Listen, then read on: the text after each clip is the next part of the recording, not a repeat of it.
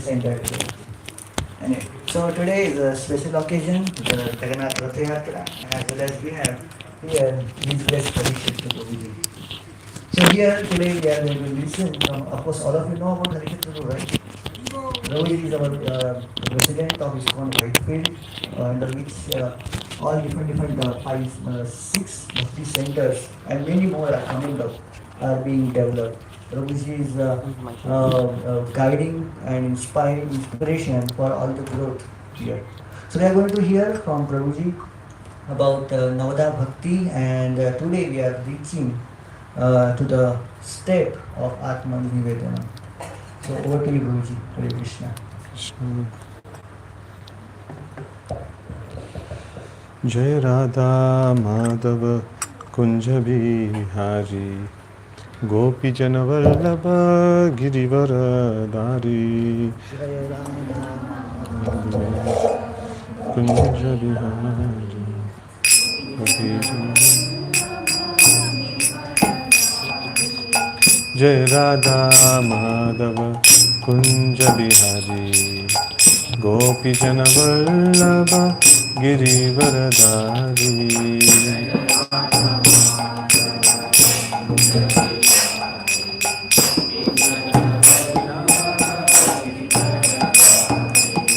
Yashodanandana Vraja Janaranjana Yamuna Tiravanachari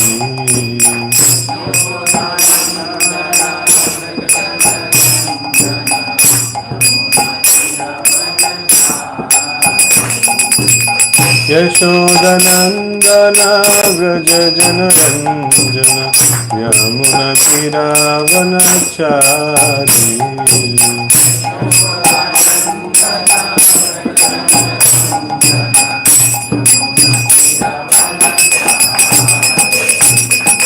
Jai Radha Madhava Kunja Bihari Gopi Jana Vallabha Girivaradari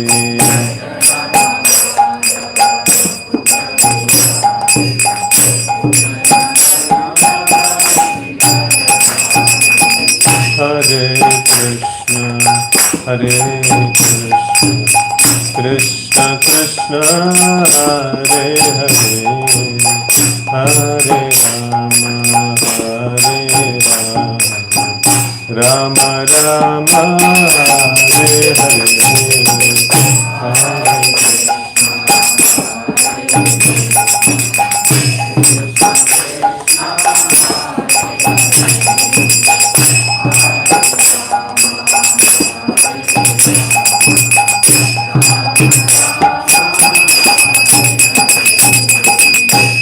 Hare Krishna, Hare Krishna, Krishna Krishna, Hare Hare, Hare Rama, Hare Rama, Rama Rama, Hare Hare,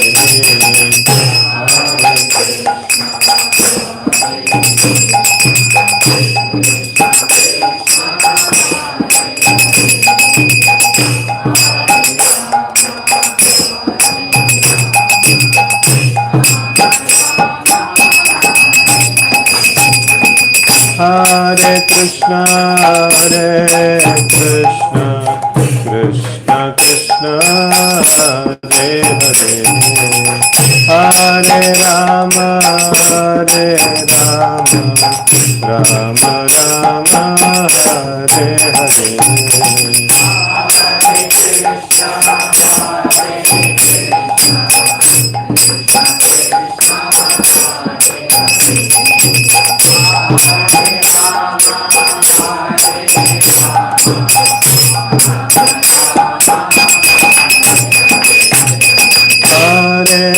Krishna, Hare Krishna, Krishna Krishna, Hare Hare, Hare Rama, Hare Rama, Rama Rama, Hare Hare. Hare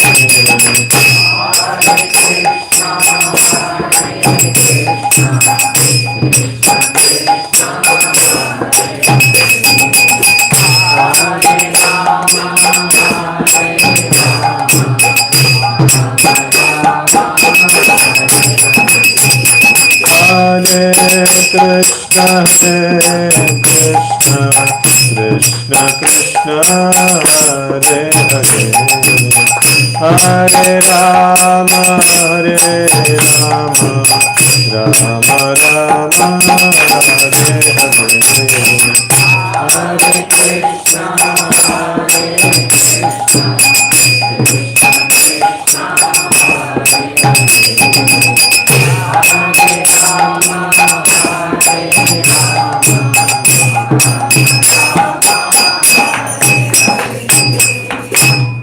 Jai Shri Harinam Sankirtan ki Jai.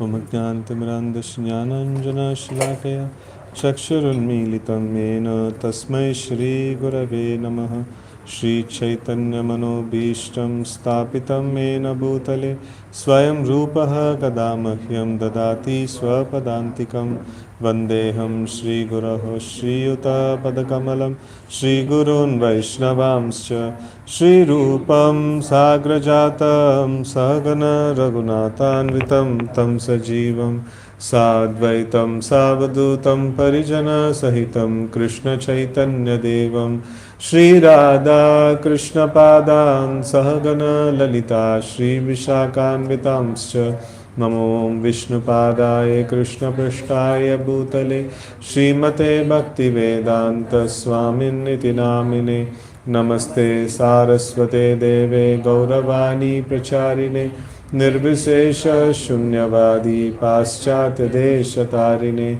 Vancha Kalpatarubhyascha Kripa Sindhubhya eva cha Patitanam Pavanebhyo Vaishnavebhyo Namo Namaha Namo Mahavadanyaya Krishna Prema Pradayate Krishnaya Krishna Chaitanya Namne Gauratvishe Namaha He Krishna Karuna Sindhu Dinabandho Jagatpate Gopesha Gopika Kanta Radha Kanta Namostute Tapta Kanchana Gaurangi Radhe Vrindavaneshwari Vrishabhanu Sute Devi Pranamami Hari Priye Jai Shri Krishna Chaitanya Prabhu Nityananda Shri Advaita Gadadara Shri Vasadi Gaura Bhakta Vrinda Hare Krishna Krishna Krishna Hare Hare Hare Rama Rama Rama Hare Hare Hare Krishna.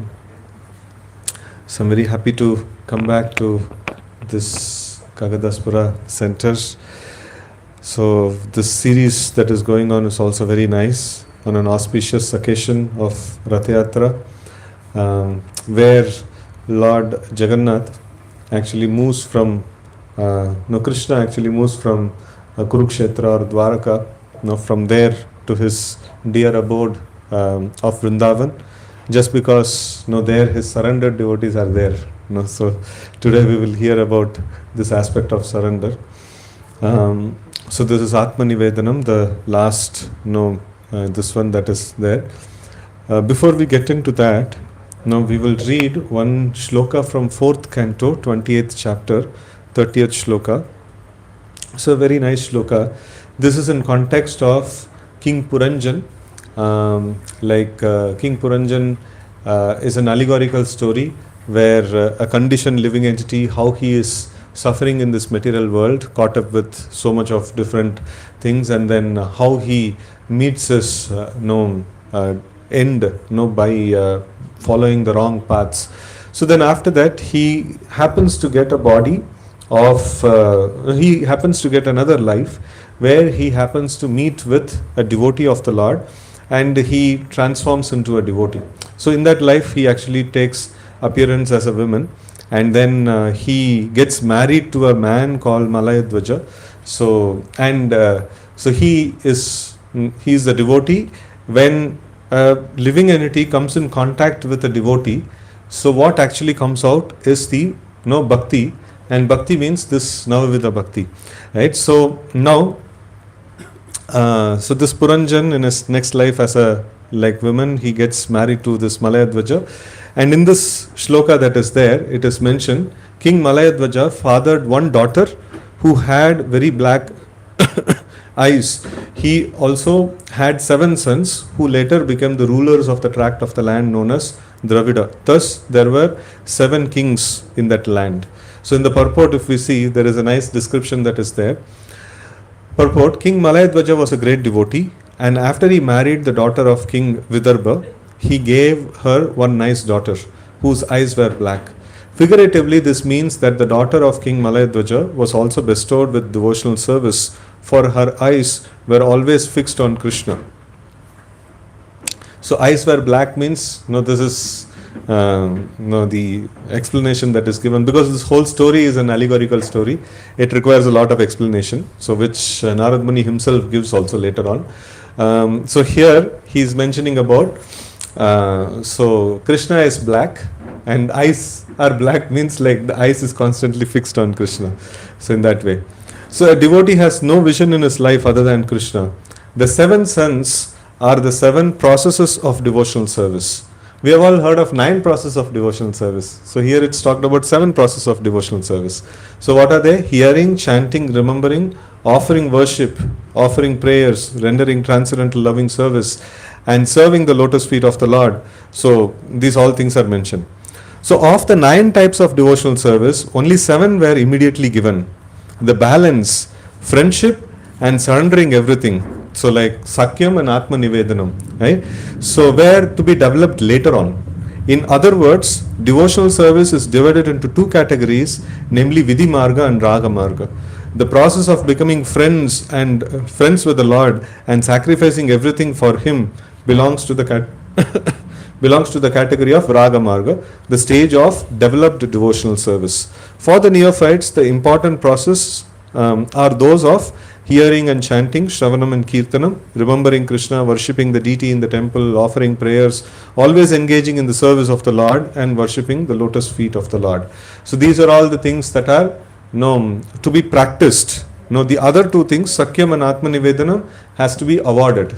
It is not something that we can straight away start practicing. So the word Yavishaha indicates that these processes are very powerful after a devotee engages in the processes of Shravanam, Kirtanam, Vishnoha Smaranam, Pada Sevanam, Archanam, Vandanam, Dasyam, and it is able to secure these processes. He can later become a devotee capable of rendering spontaneous devotional service, namely Sakyam and Aatmanivedanam. Generally, the great acharyas who preach the devotional service all over the world belong to the category of Sakyam and Aatmanivedanam. A neophyte devotee cannot actually become a preacher. A neophyte is advised to execute devotional service in the 7 other fields, Shravanam, Kirtanam, etc. If one can successfully execute the preliminary 7 items, he can in the future be situated on the platform of Sakyam and Aatmanivedanam. The specific mention of Dravida Desh refers to the 5 Dravida Deshas in South India. All are very strong in rendering the preliminary devotional processes, Shravanam, Kirtanam. The great acharyas like Ramanujacharya and Madhvacharya also came from Dravida Desh and became great preachers. They were all situated on the platform of Sakyam and Aatmanivedanam. So this is just giving us a context of this particular process that Aatmanivedanam that we are going to discuss about. So it is a process that is to be adopted in a later stage of life. Not adopted, it's being gifted and then practiced at a later point in time. So but what is its connection to our practice? So we should also try to see that as much as possible. So whatever our possessions and whatever our capacities and things like that is there, so we should try to use it in the service of the Lord. That generally falls under the category of Pada Sevanam and things like that. So but then when it comes to completely offering oneself in the service of the Lord, so then it is called as Aatmanivedanam.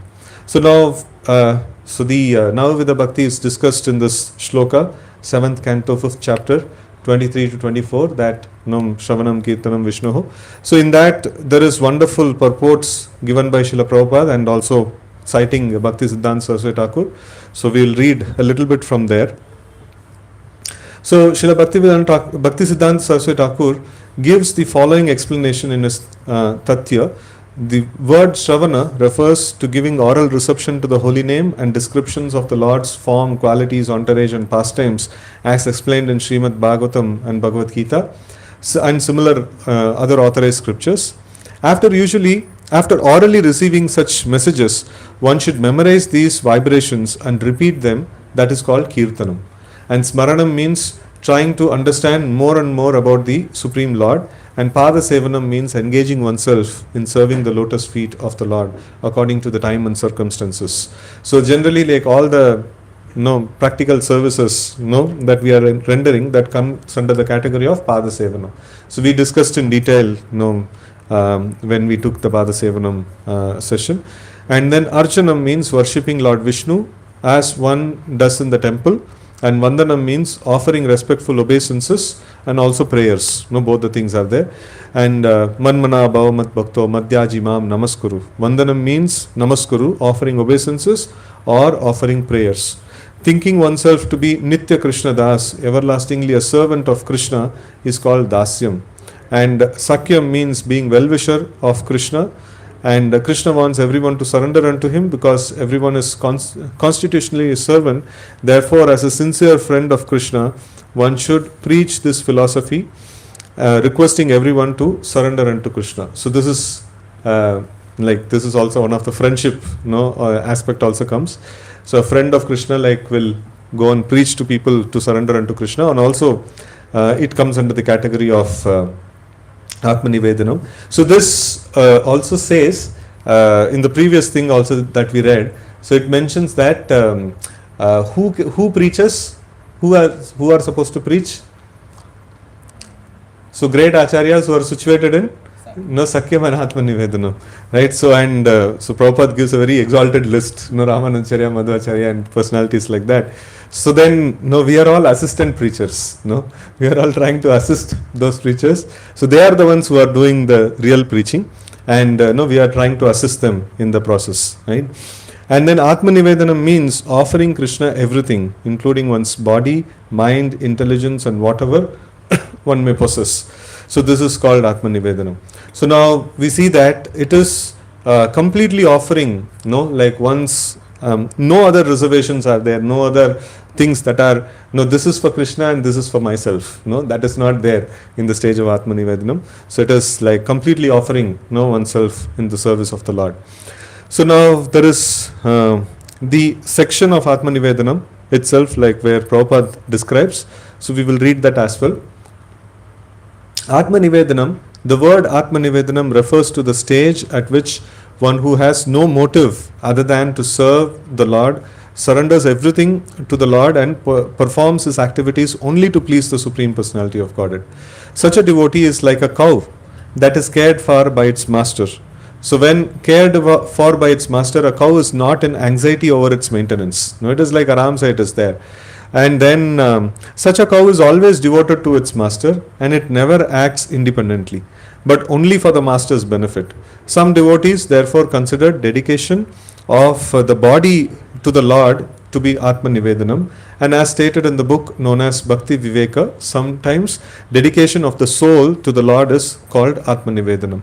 The best example of Aatmanivedanam are found in Bali Maharaj, Ambarish Maharaj, and Aatmanivedanam is also sometimes found in the behavior of Rukmini Devi at Dwaraka. So these are all some of the nice examples that are mentioned. So we will spend some time discussing these personalities as well. And another very important section which I liked in this connection is from Kunti Maharani's prayers. So she also qualifies. Here it is talked about 7 aspects of devotional service, and then that is to be adopted in the beginning, by the neophytes, and the later 2 to be adopted by advanced devotees. So that is no mention. So, but interestingly, Kunti Maharani says the first process, Shravanam, is to be adopted beginning, And after that, like rest of the things you can adopt later. So this is also nice classification that is there. So since it's a conclusion of Navadha Bhakti, so I thought of covering this one as well. So this is 1836. Shrinvanti Gayanti Grinanti Abhikshana Smaranti Nandanti Tave Hitam Janaha Tayeva Pashyanti Achirena Tavakam Bhava Pravaho Paramam Padambujam. Hare Krishna, you can go out and speak and come. So, translation is, O Krishna, those who constantly hear, chant and repeat your transcendental activities or take pleasure in others doing so, certainly see your lotus feet, which alone can stop the repetition of birth and death. So here, she is talking about one who is constantly hear and chant and repeat your transcendental activities, Shravanam and Kirtanam. So ones who take pleasure in doing this or pleasure in others doing this. So then what happens? So he can get the darshan of the lotus feet of the Lord, and the repetition of birth and death is stopped. So now in this connection, a very amazing purport is given by Srila Prabhupada. He says, when Sri Krishna was personally present on the face of the globe, not everyone could see him as the Supreme Personality of Godhead. Materialists like Ravana, Hiranyakashipu, Kamsa, Jarasandha and Shishupal were highly qualified personalities by acquisition of material assets, but they were unable to appreciate the presence of the Lord.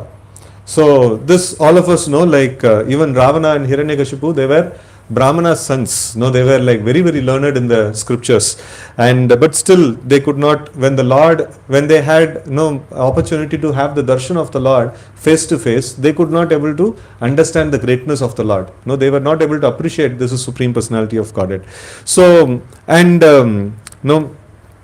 that particular thing is mentioned. Therefore, even though the Lord may be present before our eyes, it is not possible to see him unless we have the necessary vision. This is a very important thing. Like many times people think that if Lord were to appear in front of me, what will happen? Like every time we are coming and taking darshan of the Lord here, so nothing is happening. Then even if Lord comes directly in front of us, nothing will happen. Just like for Shishupal and Jarasandha and Kamsa and all these personalities, Lord appeared in front. Now what happened? Like they remained a demon only. So it is not that getting a vision of the Lord is very important. So training to see the Lord is very, very important. What is the training that is needed to actually have the darshan of the Lord? So that is very important. So here it's mentioned, the necessary qualification is developed with hearing about the Lord from the right sources. So we should not be very eager to have darshan of the Lord. The Lord may give a darshan and then he may vanish. What's the point? Right? So like we need to focus on correcting this one. So now there is what is that? A person wants a nice feast, nice feast to enjoy, and then his health is not good. So now he's having fever. Even if he gets a feast, if he eats, he will get only bitter taste. Nothing will happen.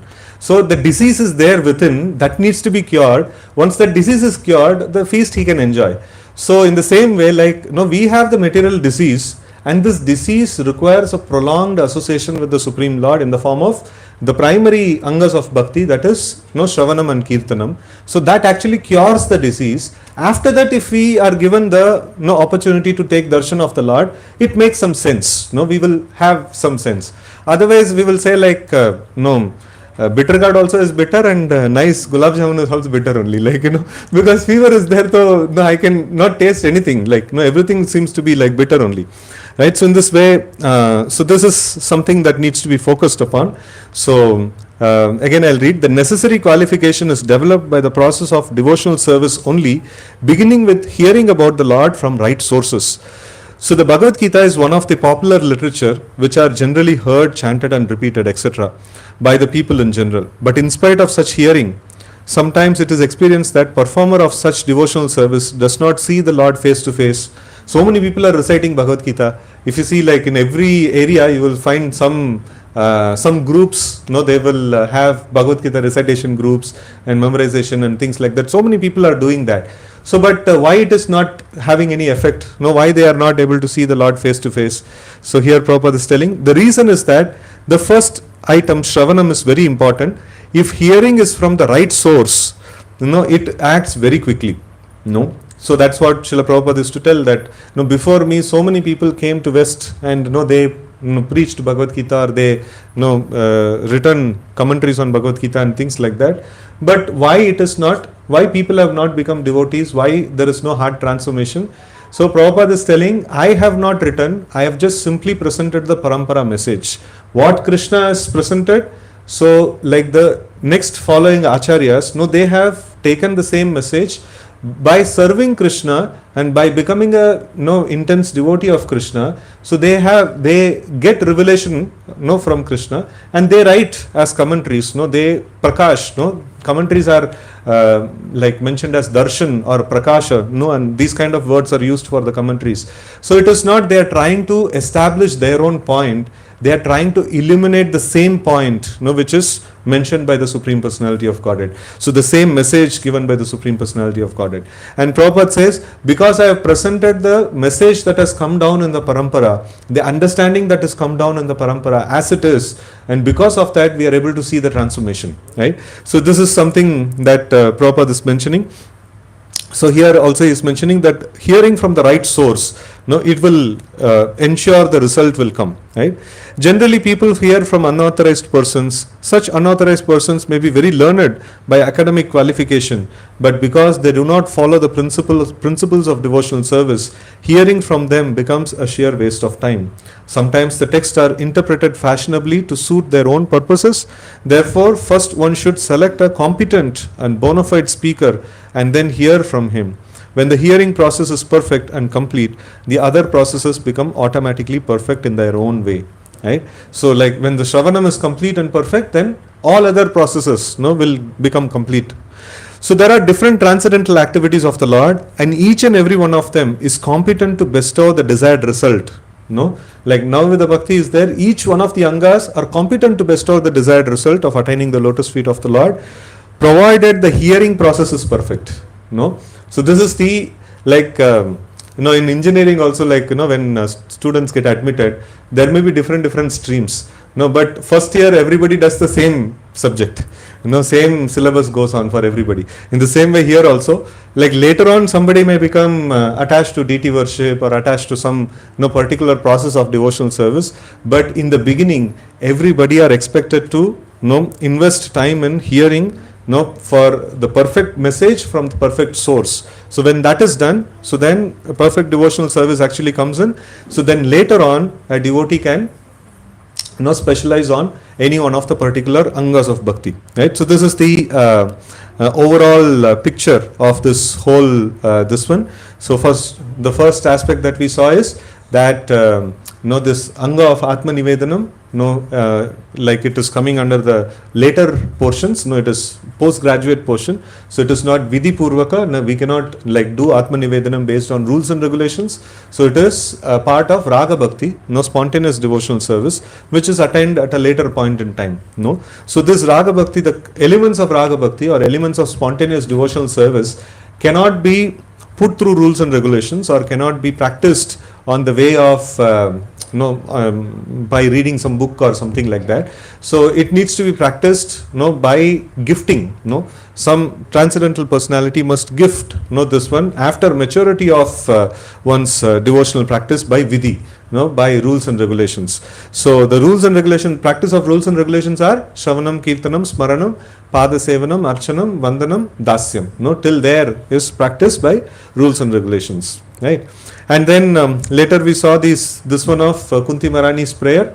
So where it is very nicely mentioned that all other process also, like even in the 7, so all of them are depending upon the first one, that is Shravanam.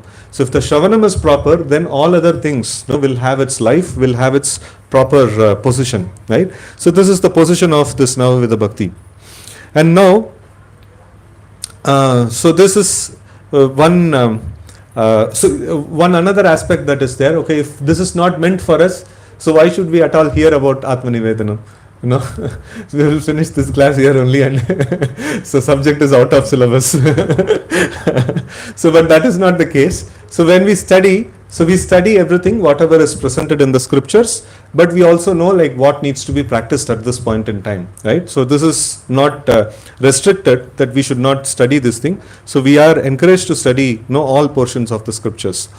So now principles of offering things to the Lord. So now Aatmanivedanam means there is this aspect of offering oneself completely in the service of the Lord. So first of all, we'll study about this principle of offering things to the Lord. So many times people have this idea, so why should we worship the Lord? So because I need something, and if I worship the Lord, I will get it. No, that's the general this one. In fact, one devotee, one Mataji, she was sharing this particular this one, that there was some deficiency in their life, and they were also along with the devotional service, they were also anticipating and praying to the Lord if that deficiency can be rectified. So but then that deficiency is not at all going, and then one time one of the friend, non-devotee friend of that Mataji, she was talking over phone, and she told, see, you are praying to this God for so long, whatever you are desiring you are not getting, please try changing the God and see, maybe some other God may give whatever you want. So then it was such a funny thing, Bhagwan ko badal ke to thoda dekho, jo mange mil jayega. So it is something that the whole purpose of going to God is that whatever I need, that needs to be satisfied. So the God is accepted as an order supplier, or something like that's what we are used to. We put order in Amazon, we put order in any other platforms, we get whatever we ordered for.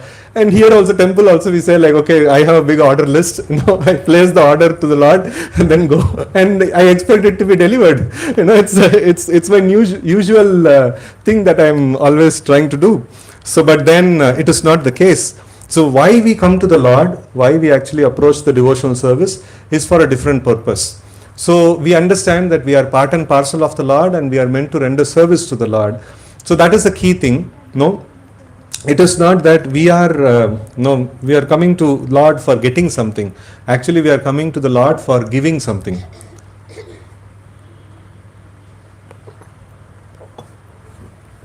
So this is a very important principle. So we approach the Supreme Lord for the purpose of offering service. Right? So when we understand in philosophically that just like Prabhupada gives the example, this finger is part of my body, and being a part of the body, its job is to cooperate with the body and render service to the body. That's when this finger will be happy. Right? So when the finger cooperates with the body, the finger also is happy, and the whole body is also happy. So when the finger doesn't cooperate, what's the case when the finger will not cooperate? Huh? No use. When the finger will not cooperate? Paralysis, or it got hurt. Sometimes swelling happens and things like that and all. So some accidents and things like that. So then the finger will not cooperate. In that non-cooperative stage, what will happen? The finger will have pain. It's not the body will have pain. Especially in the body, the finger will have pain. Right? So in the non-cooperative system of when I am not cooperating for what the needs and necessities of the Lord is there, or what the desire of the Lord is there. So when I am not cooperating with that, when I am not rendering service according to the Lord's desire, so that time what will happen? So there will be pain, and the pain will be in me because I am the non-cooperating element. So in that way, that is what is actually happening everywhere. So the understanding that I will become happy when I get something for my gratification. That is what is the logic that has been driven into our system, that you need to get something to become happy. So but actual system is you need to give something to become happy. So in fact our position is that of servant of the Supreme Lord, and when we render service to the Supreme Lord, so we become happy. So savai pumsam paro dharma eto bhakti radokshaje ahaitukiya pratihata yayatma suprasidati. So this is suprasidati, means greatly satisfied and super happy. So when we will become this super happy, suprasidati, so when we understand that we are part and parcel of the Lord, and we render service to the Lord ahaituki apratihata, that is without any stoppage and without any without any other motive other than serving the Supreme Lord. So when we do this service, that is when we get happiness. So that we can see in this world also. The most happiest people are the people who are non-selfish. So people who are selfish, they are very, very miserable people. Like always, there will be an anxiety. If anything is there, if in home some nice preparation is made, so they will be in anxiety. If some guest comes, I will have to share with them, So, and I will not get the whole thing. And so I always tell one example of one of my relative, long back, when he was a small kid. So he used to cry for getting this lace chips, that was there at the time, very popular. I don't know, now also it is there. So then he used to cry, and if we buy it for him, so then while eating also he will cry. So then if we ask, like, you are eating, why you are crying? So then he will tell, no, it is getting over. So like without having also it is problem, having also it is problem. So selfish people always have, they are always there in anxiety. And the people who want to give, they are always in bliss. They, even the material platform, we see that people who are non-selfish and who want to do something for others, so they are always very happy. And if we apply it to the spiritual perspective, so like understanding everything belongs to Krishna and everything should be offered in his service, so then it gives suprasidatam. Like it is like greatest happiness actually comes. So in this connection, I heard one nice again a funny story, like of two people, they were praying to the Lord. So one person, he had the understanding, more I get, more I will become happy. So then he prayed to the Lord that everybody should keep on giving me, I should keep on taking from people. So and then another person, he prayed to the Lord that I should be able to give. I should not be able to tell no to anybody. Anybody asks anything from me, I should be able to give. So both of them, they prayed like this. The first person became a beggar. Whoever sees him, they will put something to him because he wanted that. Everybody should keep on giving me and I should keep on receiving. And then the second person actually became a very rich person, because if you want to give charity, so you have to be a rich person. So like God given him such kind of this one. So actually the equation is also like this. If you analyze the karma aspect, so one who gives, one who actually is charitable, or one who is actually in the mood of service, like he gets a lot of piety. And by piety you get what is that, 4 things: Janma, Aishwarya, Shruta, Shri, like good birth, education, beauty, and knowledge. So all these things, they are all resultants of pious activities. So without doing pious activities, we can try so hard. It is not possible for us to get any good progress in the both materially and spiritually. So it requires a lot of piety. So it requires a lot of piety. So in this way, like always, more we give, more we get. That's the principle. More we accumulate, less we get. That's the spiritual principle, or the karma principle of karma also works in this principle. So like more we give, more we get. That's how it actually works. So now the misconception of the God as a supplier is a major roadblock, and actually understanding our position as servant, and we have meant to render service to the Supreme Lord, is very important. And in this connection, we see there are pastimes of so one pastime I remember of is like Prithu Maharaj. So like Prithu Maharaj is a very great dharmic king, and before him there was another king called Vena. Vena was a very, very sinful king, and he used to do all adharma. The king's job is to maintain dharma, ensure that whoever follows dharma, they are rewarded, and whoever breaks dharma, they are punished. This is the this one job of a king. Job of any administrator is to see that these two things are done. So like punishment and reward. In first canto of Srimad Bhagavatam, we have a chapter called Punishment and Reward of Kali. So there is the king or the administrator should see that dharma is protected, how he will ensure dharma is protected.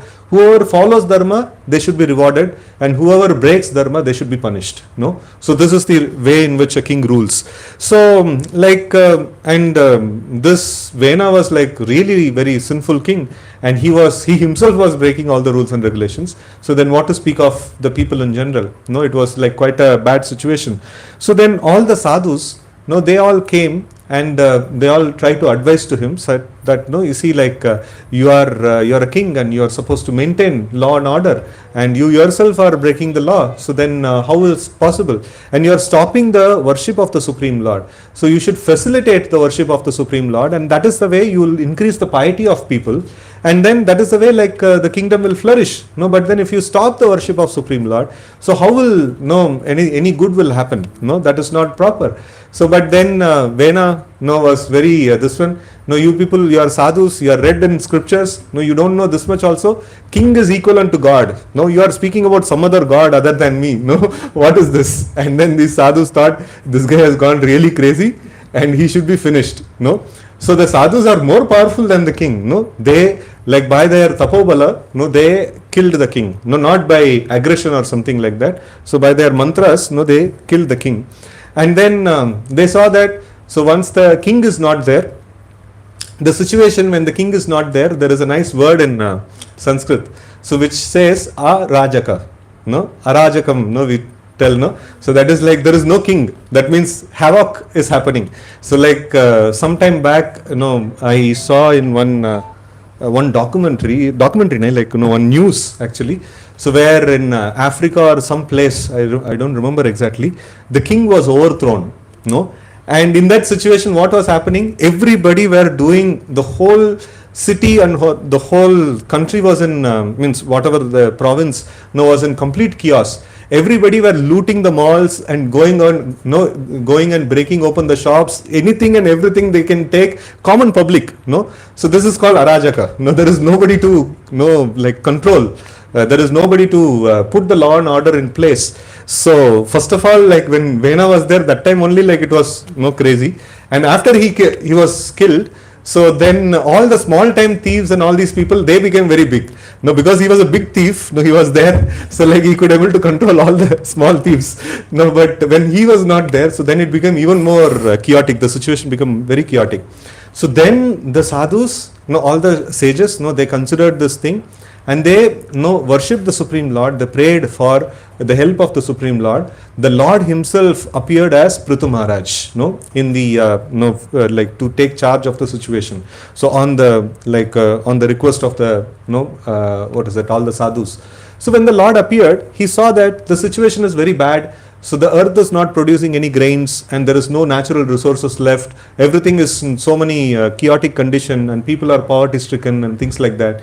So then, so at that time, what happened? All the people, they came and appealed to the king. So somebody has taken charge of the government. So everybody are in chaotic situation, and they are coming to appeal, to the king. And it's a very nice thing that is mentioned. When they come to meet the king, they come with presentations. Whatever they have, they are coming and offering it to the king. So this is an amazing thing. The Vedic culture is, it is not that demanding ki like you give me this, you give me that. Vedic culture is always one of service. When the citizens do this, and then naturally the king. So what is the job of a servant? The servant's job is to use everything in his possession in the service of the master. And what is the job of the master? He should take care of his dependents. He should ensure like two things. One is protection, another is maintenance. These two things have to be taken care of. At any cost, the dependents have to be protected, and at any cost, they have to be maintained. So these two things must be done by the king. So in this way, like we see that Prithu Maharaj, he takes charge, and when he takes charge, even though the situation is very bad, but still people are coming and offering presentations. People are coming and offering some gifts to the Lord. And we all know this one of Sudama's case. Sudama was very, very poverty stricken. In fact, his wife was telling Sudama to go and beg something from Krishna or ask something from Krishna, because we both were friends in the childhood. Like, why not you ask something from Krishna? And that time also, the Vedic culture is so nice. He is going to ask something from Krishna. That means he doesn't have anything. So like, what's the like? If he doesn't take any presentations, it will not be considered so bad. But still, even then, they borrow something from the neighbors and they take some presentation. So it is something. The Vedic culture is so nice that anytime we try to meet anybody or like any of these this ones, it's always one of giving. Like what the Vedic culture trains a person to see what am I supposed to do for like another person, what am I supposed to do for the society, what am I supposed to do for the Lord, and every time it is asking what am I supposed to do. And the modern culture, what it is training us in, what I will get, what is in it for me, that is the prime thing, right? So like everywhere the marketing and everything, like it's talking about what is in it for me. They are talking about what is in it for me, but actually their talk is what is in it for them. So if I get this, they will get something in return. So everywhere everybody is trying to exploit. That is why the whole thing of bargaining and all these things actually comes into picture, that because I don't trust anybody. Everybody exists to take benefit for themselves. Like nobody is there like simply interested in my welfare. No advertisement company is interested in my welfare. No product company is interested in my welfare. So everybody is interested in their own welfare, right? So but then the Vedic culture actually trains a person to see from this perspective, what can I give? So what can I offer to another person, right? So and also we see in the case of Bali Maharaj and Vamana Dev, that is also one of the case of Aatmanivedanam. So this also as a principle of giving, we can actually see this particular pastime. So in this pastime, that during the class when you do that, you can do it fast as well.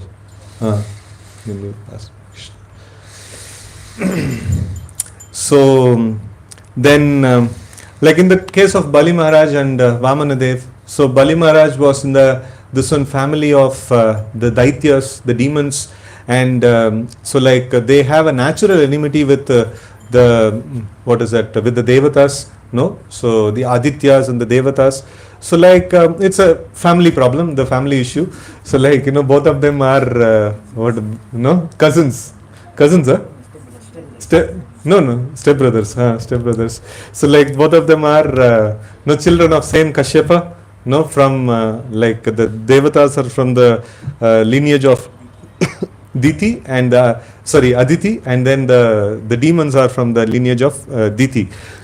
Right, so it's a family problem, property problem. So even in the heavenly planets, the property issues are there. So it is not only in the earth, we find this. So it is an interesting stats. So most of the cases in the court, if you see like more than 50% of the cases in the court will be family issues, within the family, brothers, or like other bhagidars and things like that. So that's how the world is, so not just in this earth, even in the heavenly planets, this is the thing, So the demons are thinking that these guys, we are also like all of us are brothers. Why these guys are having better place and why we are not having that?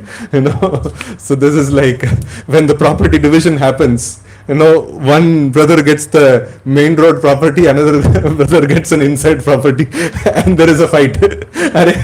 Why there is only for him the main road property? So I should be getting it. So this is there. Naturally, it is there. Everywhere, right? So.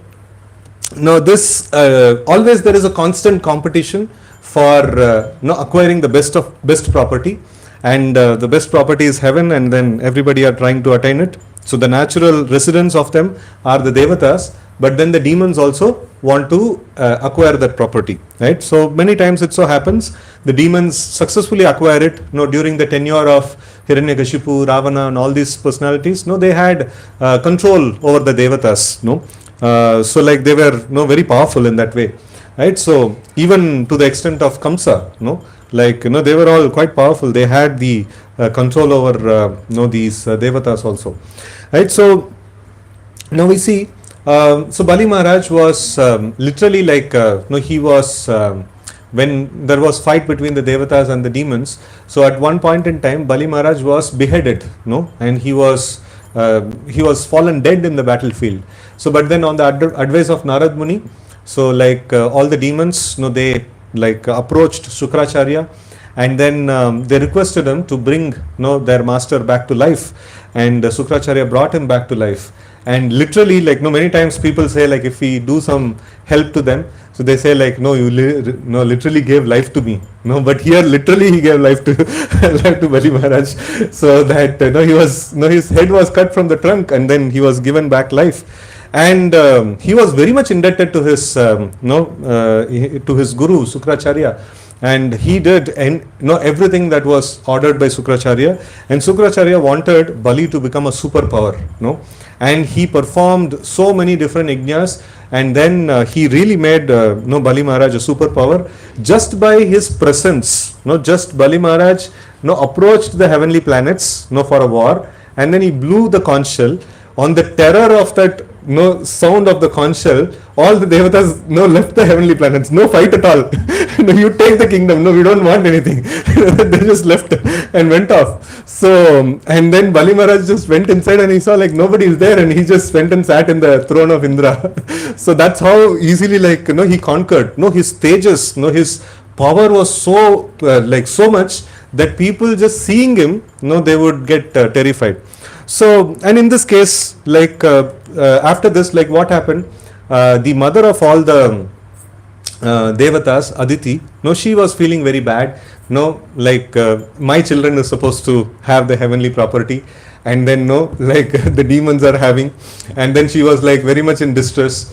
And then she was waiting for her husband to finish his tapasya. So generally these sages like Kashyapa and all, they would do long tapasya for days together and months together and things like that. And when Kashyapa finished his tapasya and then came back, he saw that the house is very much in disorder and things like that and all. So then he's asking to his wife, why you have kept the house like this, and everywhere it is so dull and sorrowful and things like that. And then she tells, what to do, our children are not there in their home. They have been driven outside of their home. So then, so in that way, she mentions that. And then Kashyapa says, okay, fine, let's do something. So in that, he actually thinks, see, this property, the material property is very transient. It's not permanent. So sometimes it is there and sometimes it is not there. Lakshmi ji is like that. One of the name of Lakshmi is, in this connection, what is the name of Lakshmi? Chanchala. Sometime in my pocket, sometime in others' pocket. She will never be in one pocket. Forever. So always she keeps changing. That is why always she keeps changing this one positions. That is why she is called Chanchala. And she has got another name also, Chanchala, Lord has another name called Chanchalapati. So Chanchalapati means that Chanchala, Lakshmi, she keeps on, she doesn't stay in one house for a long time. If somebody is rich for some time, then after that, Hare Krishna, no speaking here. So this one, she doesn't stay in one place, but then such a personality stays permanently with the Supreme Personality of Godhead. That's why he is having the name Chanchalapati. So then Aditi, when she is in such a sorrowful state, Kashyapa is telling that you see that why are you worried about all these things? You should be worried about the Krishna consciousness. So how to perfect the life and things like that. So but then she is not at all consoled. So then he says, okay, fine, you are so much attached, then you do this process. He gives a wonderful process called Payavrata sacrifice, and then she does that very nicely, and as a result of that sacrifice, she gets the Supreme Lord Vamana as her son. So that is why Vamana has another name, as a son of Aditi. What is the name Vamana has? Upendra, Upendra, younger brother of Indra, Upendra. So he is having that name. So and when Vamanadev appeared, so again here also one nice scene that happens. Everybody actually comes to offer some gift to the Lord. So many different personalities, so many Devi Devatas, everybody come and offer some gift to the Lord. So wherever this thing is, if you see carefully, that any superior or any powerful personality is there, So the material world, we have been trained, we should ask something from them. So but in the spiritual, this one, the Vedic culture, we see that we should give something to them. So that is something very nice. And so many different personalities come and they give different things. And then finally, like he actually sets, because Aditi has prayed for something.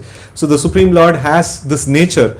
Whatever we pray for, the Lord will try to give that thing to us. Eko bahunam yo vidadati kaman. So whatever kamna that we have, whatever prayer that we have, so like Lord will fulfill those prayers. So sometimes if we don't have the sufficient punya to get that thing, so first Lord will engage us in gathering that punya, and later on he gives. Sometimes we keep on praying and we are not getting it. That means we don't have sufficient punya to get it. But Lord will make a note, and definitely he will deliver it, if not in this lifetime, in some lifetime. So all that we have been desired for will be delivered. So at the right time, when we have the right punya for that.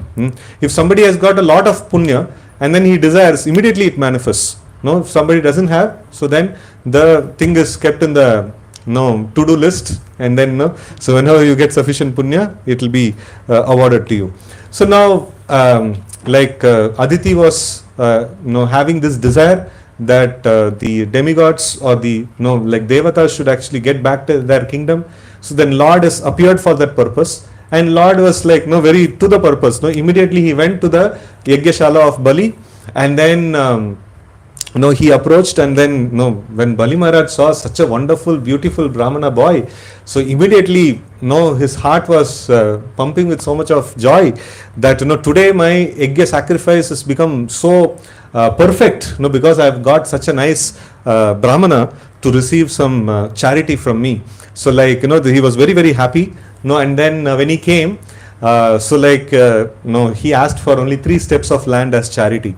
And at that time, his guru Shukracharya tells that you see, this boy is not an ordinary boy. He is Supreme Lord. If you start giving things to him, then he will take everything. So then don't do this. So then Bali Maharaj, he saw that, see, the Vedic system talks about whatever is there in our capacity is God given things, and we should use it in service of God. And if you are telling that God has come and I should not give things to him, so what's the thing that you are talking about? So a guru means, who is a guru? A guru is a person who assists us to follow the scriptural injunctions. It's not that a guru is a person who will give his own instructions from his mind. No, that's a bogus guru. Here Bali Maharaj also sets that wonderful example of the spiritual master means one who helps a disciple to follow the instructions given in the scriptures. A guru cannot speak something different from the scriptures. So whatever is the instructions given in the scriptures, that needs to be highlighted, and that needs to be given to the disciple. And now Bali Maharaj is telling, so you are instructing me against the scriptures, so then I cannot accept you as guru. So and then he goes ahead and he offers Vamanadev the 3 steps of land that he is asked for. So then Vamanadev starts measuring the 3 steps. So what is the name of the Lord in this connection? Vamana. Huh? Vamana. That is Tamil, yeah. Ulaga Alanda Perumal. That is in Tamil we tell that. So one who measured the whole world. Ulaga Alanda Perumal. Like that. So then, okay, in Sanskrit or in this one, any other names that you remember? The Lord who Urukrama, yeah, performer of unimaginable or what is it? Very amazing feats. Urukrama is a name in this connection. So because he performed such an amazing feat. Any other this one? Any other name of Vamana you know of in this connection? There is another name called Trivikrama. What is the meaning, Trivikrama?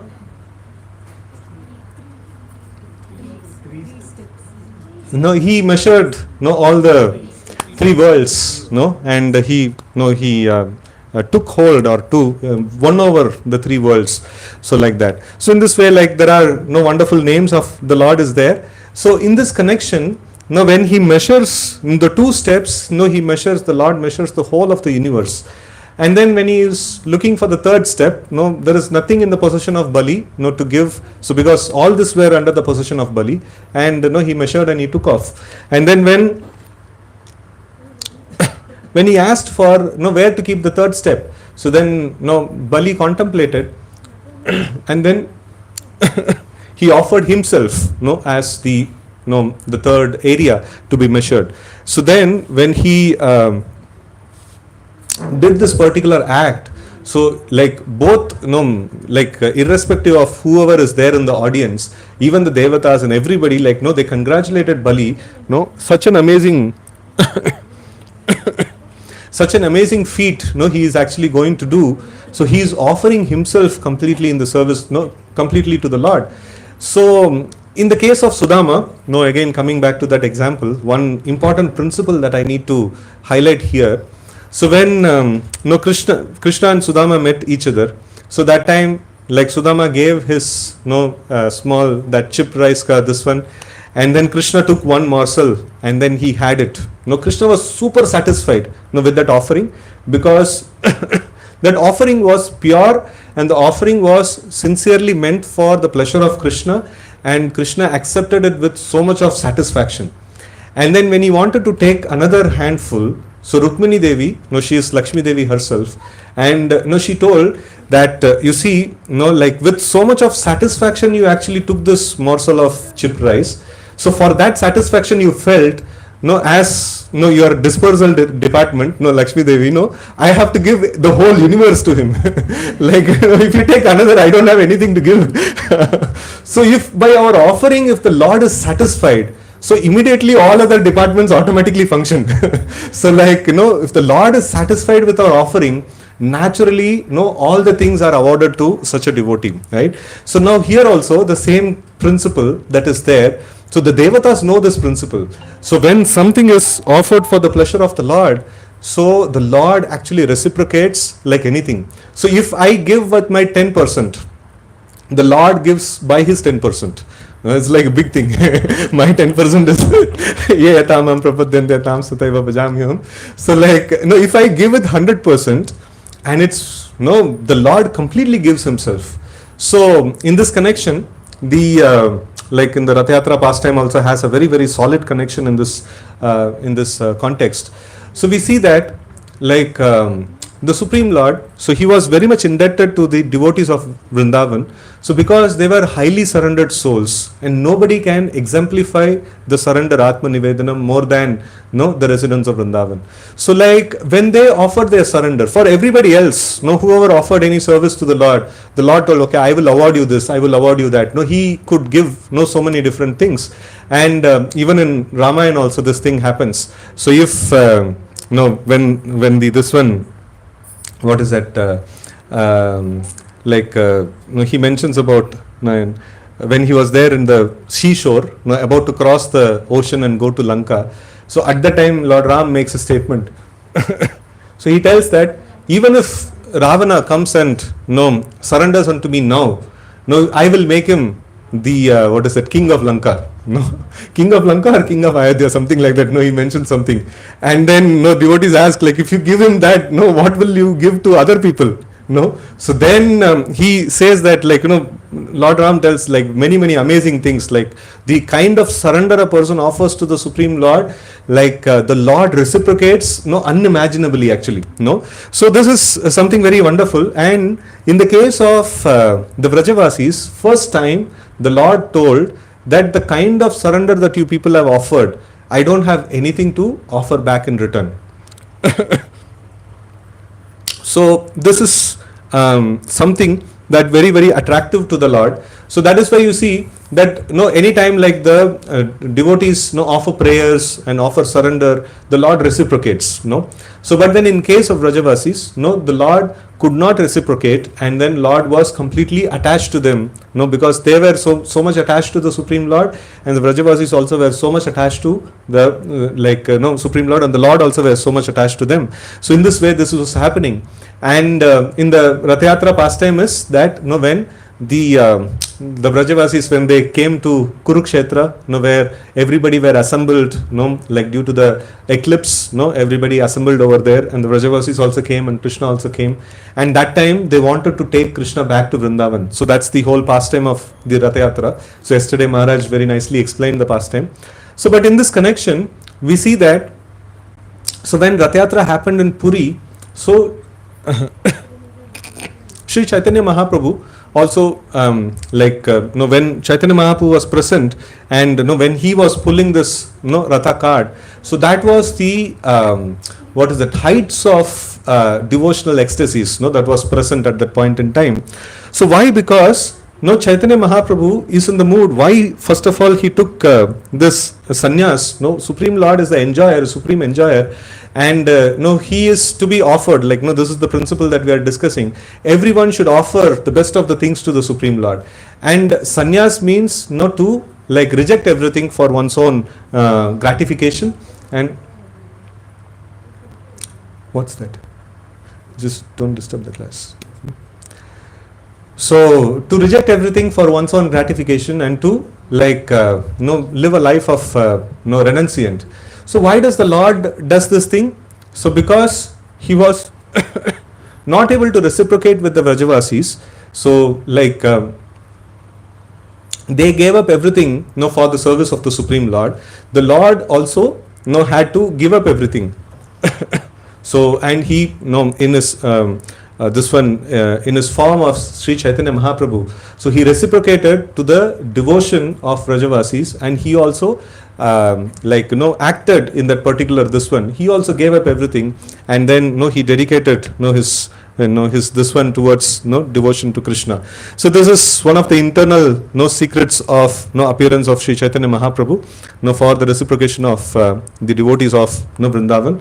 And this is the power of Aatmanivedanam. So when a person he offers completely himself in the service of the Supreme Lord, the Lord becomes purchased. The Lord becomes completely purchased by that person.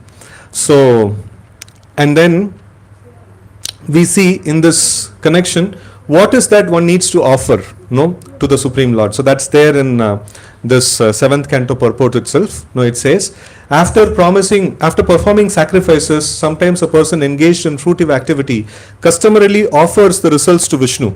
Yat karoshi yad ashnashi yad juhoshi dadashi yad. So after performing his religious duties, so the results of the religious duty, the sacrifice, he offers it to Vishnu. So that is karma yoga. So but there it is said Bhagavat Yadda. This is in this one. What is that? In this Shravanam Kirtanam Vishnu. So in that this one this word also comes Bhagavat Yadda.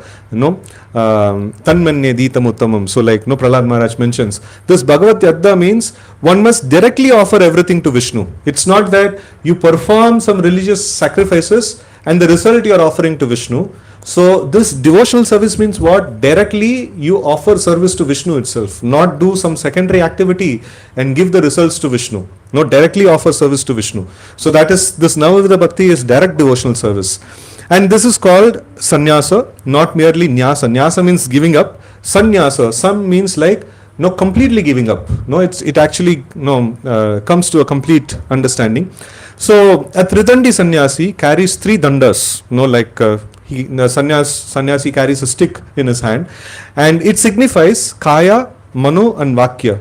So body, mind and words, all of these should be offered to Vishnu, and then one can begin devotional service. Fruitive workers first perform some pious activities and then formally or officially offer the results to Vishnu. The real devotee, however, first offers his surrender to Krishna with his body, mind and words, and then uses his body, mind and words for the service of Krishna as Krishna desires. Right, so this is also one of the things that is mentioned, how the Aatmanivedanam, the process of Aatmanivedanam actually happens. So we are at 6:27. How much time we have? Practically I was thinking of just discussing Rukmini Devi's letter. That is also one of the this one. Ambarish Maharaj will skip. We have heard many times. So we'll just quickly see this particular this one. Rukmini is also considered to be one of the examples of Atmanivedanam. So what is that she is actually writing? No, she is actually praying to Krishna. So that's a very important, this one. So she says, so this is when Rukmani is arranged to get married to Shishupal, and Rukmani is feeling really very bad that she is already developed so much attachment to Krishna by hearing from the sadhus about the description of Krishna, and Krishna also has liking towards Rukmani because they are natural couples, Lakshmi and Narayan. So so in that way, like this one was there. So but then the marriage was arranged with Shishupal. So then she actually sends a brahmana with a letter stating her whole her whole okay. So stating her whole purpose. It's a very, very nice letter to read. So this is the the Atmanivedanam, the essence of Atmanivedanam actually comes out in this wonderful letter. Shri Rukmani Uvacha Shutva Gunan Bhuvana Sundara Shrinvatam Te Nirvishya Karana Vivarai Haratonga Tapam Rupam Drisham Drishimatam Akilartalabam Tvayachyuta Vishati Chittam Apatrapam Me. Shri Rukmani said in her letter, as read by the Brahmana, O beauty of the worlds, it's read out to Krishna, O beauty of the worlds, having heard of your qualities which enter the ears of those who hear and remove their bodily distress, and having also heard of your beauty which fulfills all the visual desires of those who see, I have fixed my shameless mind upon you, O Krishna. So and then Katva Mukunda Mahati Kulashila Rupa Vidyavayo Dravinadam Bairatmatulyam Dira Patim Kulavati Navrinita Kanya Kale Nrishimma Naraloka Manobi Ramam. So she's telling, O Mukunda, you are equal only to yourself in lineage, character, beauty, knowledge, youthfulness, wealth and influence. O Lion among men, you delight the minds of all mankind. What aristocratic, sober-minded and marriageable girl of good family would not choose you as her husband when the proper time has come? Tanme bhavan kalu virata patiranga jayam atmarpitascha bhavato atra vibho videhi ama vira bhagam abhimarshatu chaidya arad gomayu vanmrugapater balimambu jaksha. In this prayer actually she uses this word Atma Arpita, Atma Arpita. So like this complete surrender, or like Atmanivedanam. So therefore, my dear Lord, I have chosen you as my husband and I surrender myself to you. Please come swiftly, O Almighty One, and make me your wife. My dear lotus-eyed Lord, let Shishupal never touch the hero's portion like a jackal stealing the property of a lion.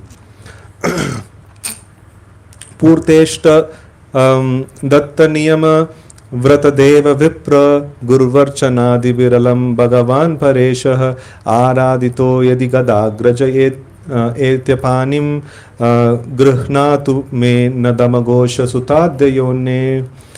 If I have sufficiently worshipped the Supreme Personality of Godhead by pious works, sacrifice, charity, rituals and vows, and also by worshipping the demigods, brahmanas and gurus, then may Gadagraja, Gadagraja is the elder brother of Gada. Gada is one of the younger brother of Krishna, so son of Vasudeva. So Gadagraja, then may Gadagraja come and take my hand, and not the Damagosha's son or anyone else. And then, okay, so here in this prayer we see, one of the aspects of the Atmanivedan is that the devotee doesn't mind losing anything that he has. So anything that he has, like like anything that I possess, it may be taken off. I am ready to part away with anything, but only thing is I want Krishna. That very solid, this one is prayer has been put. So that is called Atmanivedan.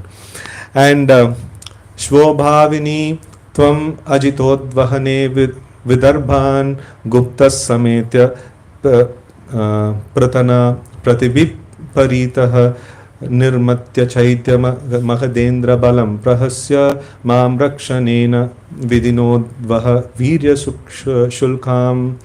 O unconquerable one, tomorrow when my marriage ceremony is about to begin, you should arrive unseen in Vidarbha and surround yourself with the leaders of your army, then crush the forces of Chaitya and Mahadendra and marry me in the Rakshasa style, winning me with your valor.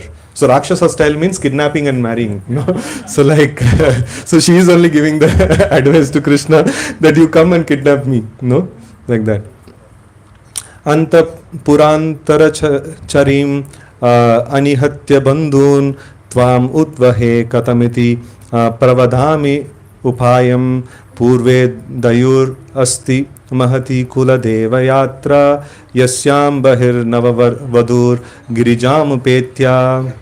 Since I will be staying within the inner chambers of the palace, you may wonder, how can I carry you away without killing some of your relatives? But I shall tell you a way.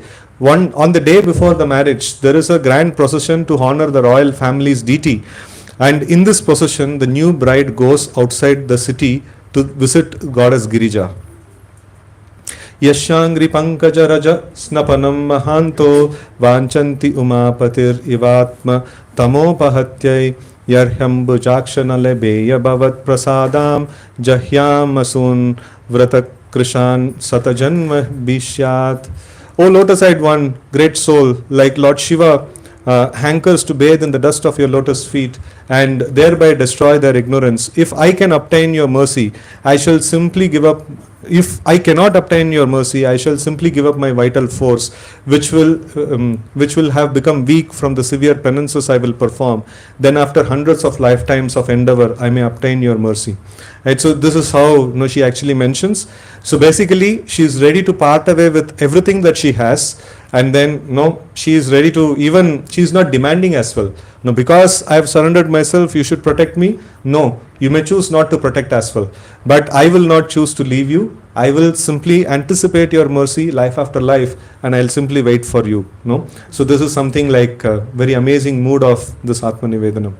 So with this, I pause today's discussion. So any questions or comments, we can take. Hare Krishna.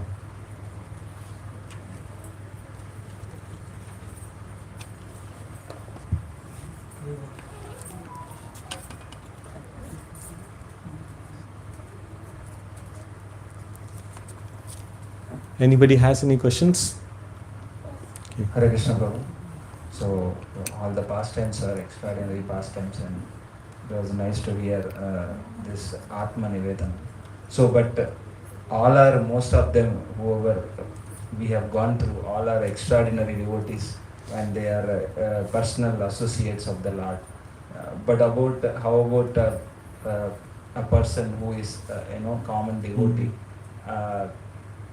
After following these 7 steps of bhakti, it is possible for him to get that spontaneous love. It is awarded. So when we nicely do, it's just like promotion.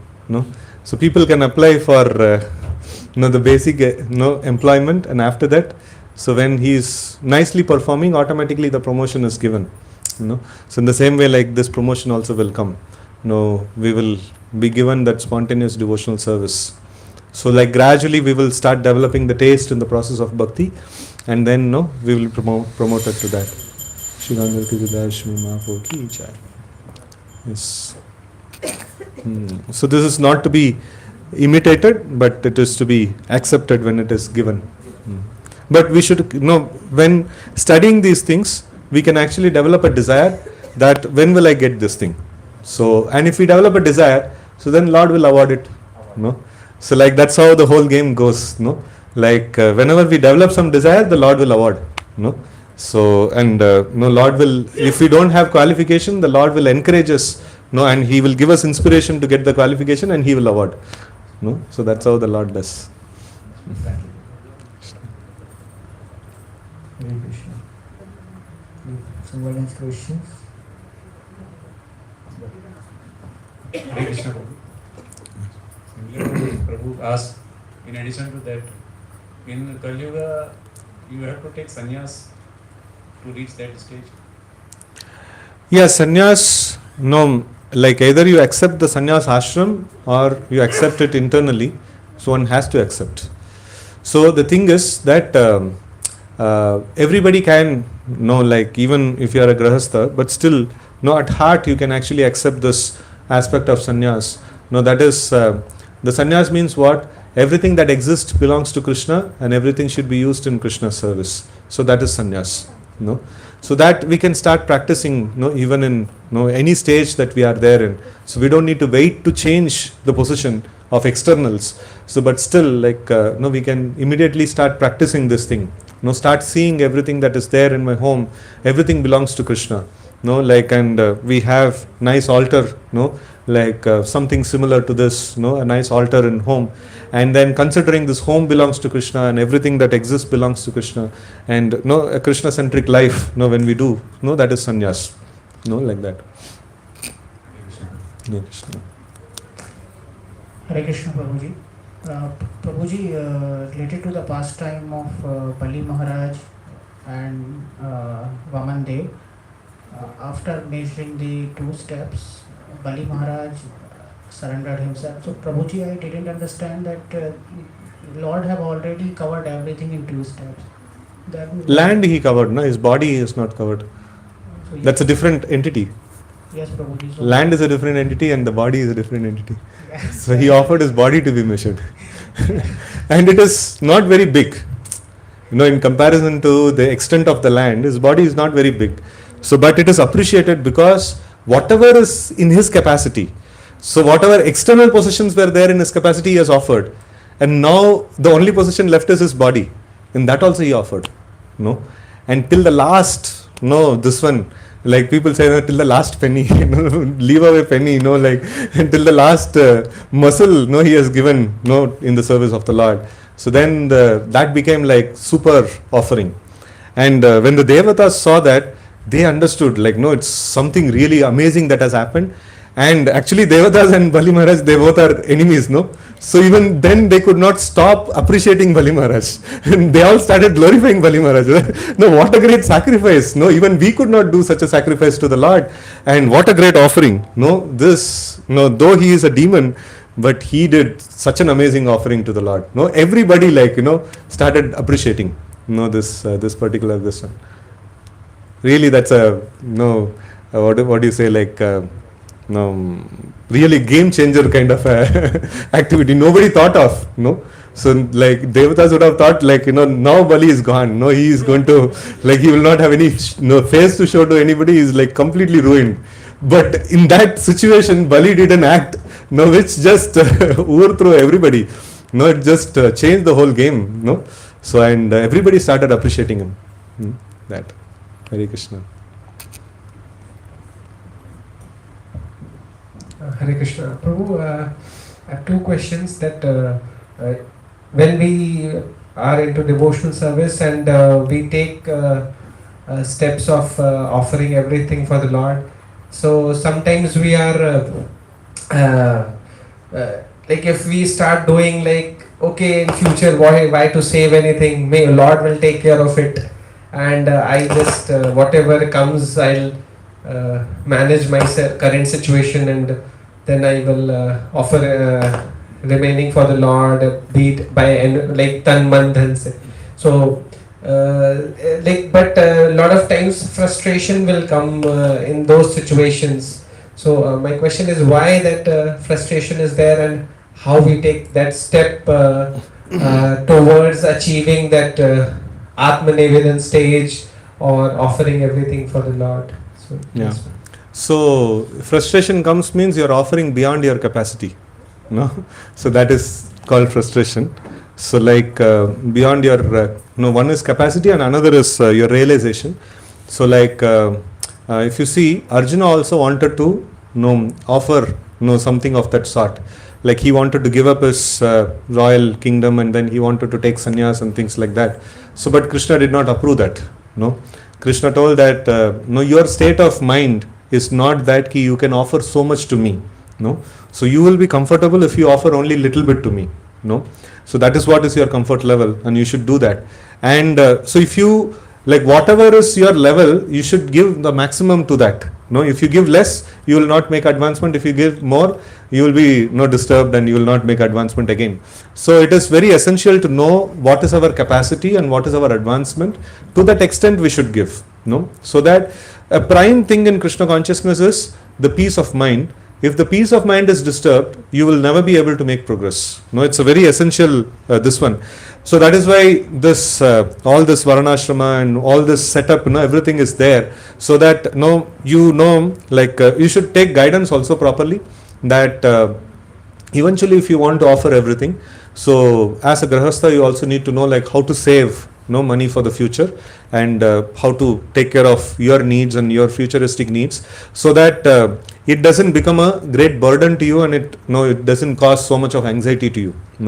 It is not that we will earn for our children, grandchildren and all these people. No, that's not the thing. So we need to have one formula, this one, till the time they come to a certain age, we support. And we tell them also, this is what we advise to the grahasthas.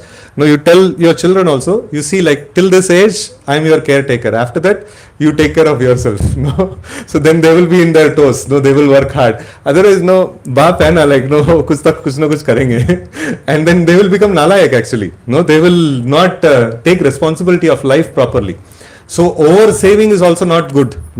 We should save and do things to such an extent that we will see to our responsibilities nicely, and taking care of their life after a certain age is like their responsibility. We should not intrude in their responsibility. So that they should do. So if they struggle, whatever they need to do, let them do. So that's a different case. So we need to plan till this one, and to the best of our capacity, we need to save and things like that. All said and done, there are people, there are devotees who can do the other thing that you mentioned, offering everything to the Lord and depending on the Lord. So that also demands a high level of spiritual maturity. If that is there, so then to the extent of spiritual maturity, they can actually sacrifice things and they will not be disturbed, because they are able to see the hand of Krishna constantly protecting. On that insurance of the Krishna's hand, they can give up all other securities. So, but if I am not able to practically see Krishna's hand protecting me, so then if I give up, then I'll be in anxiety. So that's the formula. So as I make spiritual progress, to that extent, I can give up things materially. So otherwise it is not advised. For Arjuna, Krishna did not advise. You give up and you take sannyas and things like that. Hare Krishna. Any points devotees can share, and then can. Devotees can share a few points. One or two from Prabhuji's side, one or two from Mataji's side. One devotee from Prabhuji's side wants to share the point they like the most.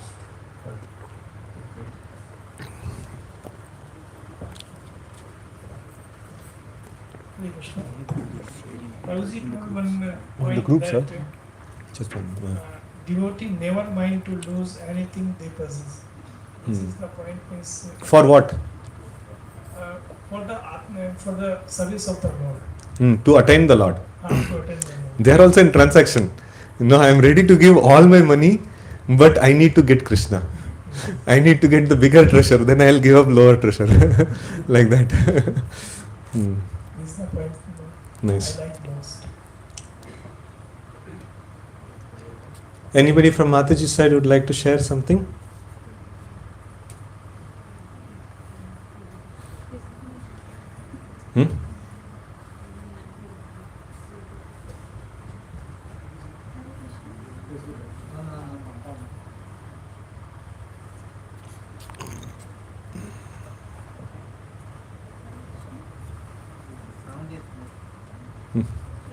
You just speak, Mataji. You just speak. आपने बताया है ना कि क्यों material लिए, then we can understand the Shravana. Then do Shravana, it will get taste of the God. I like most. Hare Krishna. ठीक है. Very good. Thank you very much. Again, this realizations sharing and point sharing will continue, but in the groups. But before we go ahead for that, let us thank Hariksetra because he gave such a nice discourse and such a nice realizations he shared with us. to thank him with loud chanting of Hare Krishna Mahamantra. Hare Krishna, Krishna Krishna, Hare Hare, Hare Rama, Rama Rama, Hare Hare. Hare Krishna. Now we'll get divided ourselves in small groups. Groups will be formed based on your Bhakti Vriksha. Okay, if you are not part of any Bhakti Vriksha, so it depends on who the devotees who are calling you or inviting you for the program, you can join to that group. Okay? So we'll have I will announce the name to the devotees. So Radha Rasati Mataji's group will join in this corner. Shankardari Murari Prabhu's group will join in the center. Shankardari Murari Prabhu is personally.